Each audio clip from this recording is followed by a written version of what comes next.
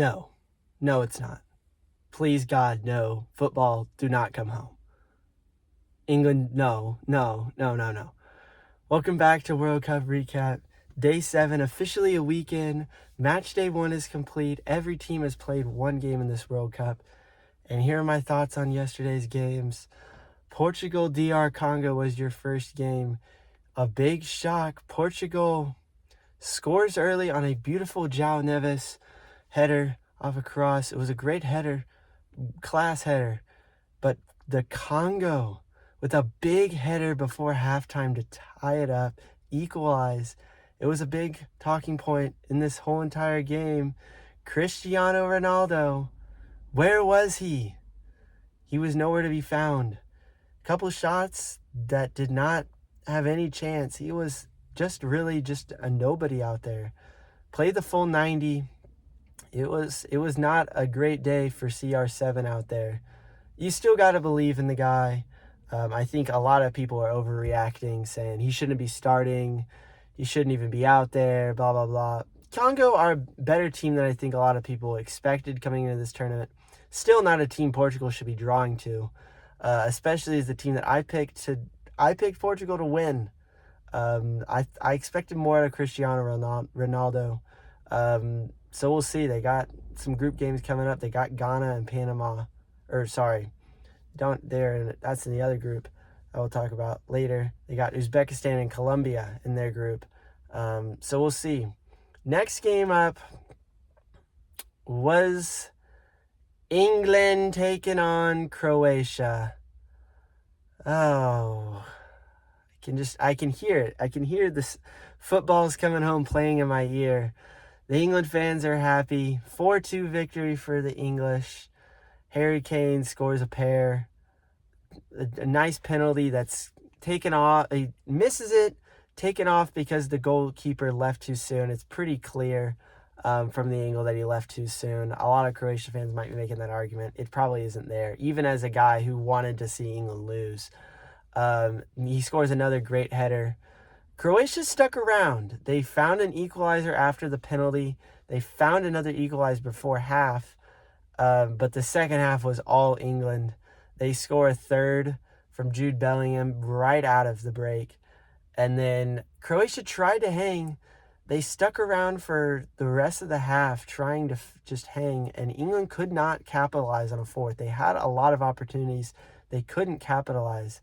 Eventually, though, Marcus Rashford puts home a fourth to seal the victory for the English and give them a 4-2 victory. A huge one that now they got Ghana and Panama coming up. Those two teams, they should be able to take care of business pretty easily.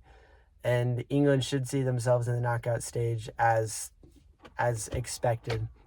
I don't know. Croatia put up a fight. 4-2 loss against the best team in the group is certainly tremendous. They can take care of business against Ghana and Panama. Croatia will be fine. I really think they'll be okay in this group. But England, I don't know. I don't know what to say about them. I'm sure English fans are losing their minds as they do always. But I'm not ready. I'm not quite sold to say they're back and they're going to go win this tournament. Tuchel has been great. He did a great job with his team. Harry Kane looks like he's in phenomenal form, which is what they need. Interesting choice at the back, so we'll see defensively how they were able to stick around and get the win. We'll see about England, though. I'm interested to see how England, and I'd love to see England lose because I hate them. Moving on to the next game, which was Ghana-Panama, which was what everybody expected to be the first snoozer, as through 85, 90 minutes, this one was 0-0, and it was just back and forth. Pretty not much going on, really. It was a good game, but not a lot of excitement from the casual fan. Both these teams in Group L with England and Croatia.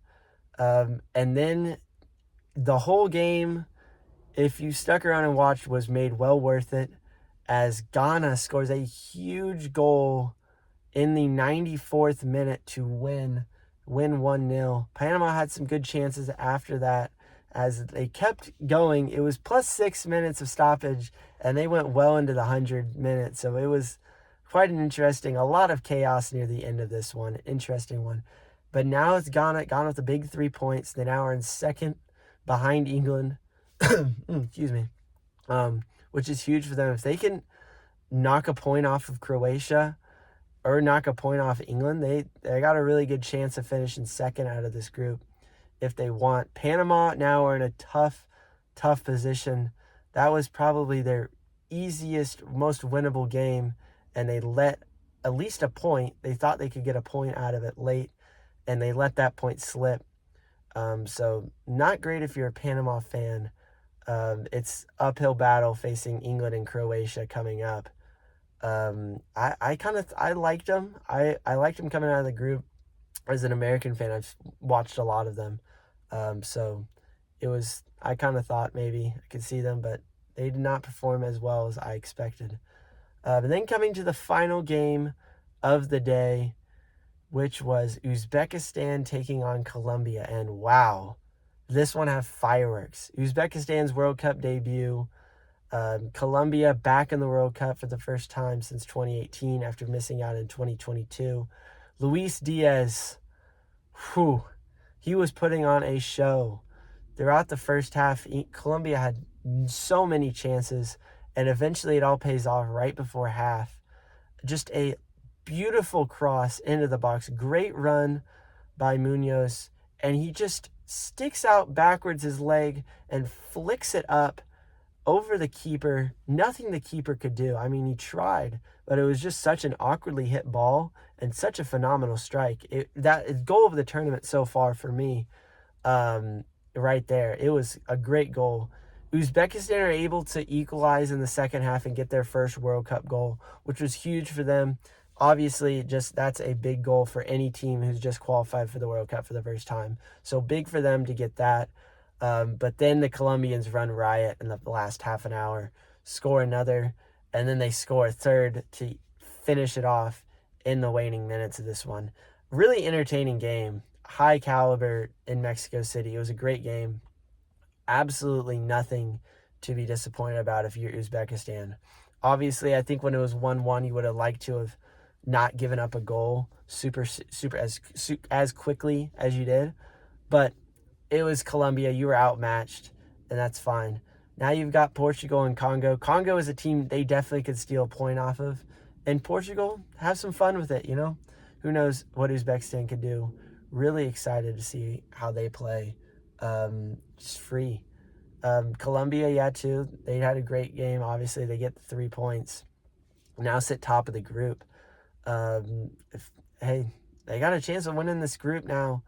If they can just take a point off Portugal and take care of business against Congo, the group is all in their hands. That moves us on to today, where we finally get some Group A and Group B action again after they played over a week ago. With this bigger World Cup, a lot of teams are longer wait in between games for teams. But you got big games. Czechia and South Africa just got a draw, 1-1 draw, which is big for both those teams. We'll talk about it tomorrow. You also got Mexico and South Korea, Switzerland and Bosnia and Herzegovina, and then the Canadians, the host, get Qatar. Some big games, a lot of implications. This World Cup keeps getting good. If you aren't tuning in, keep tuning in. I'll be here to recap it all again tomorrow. See ya.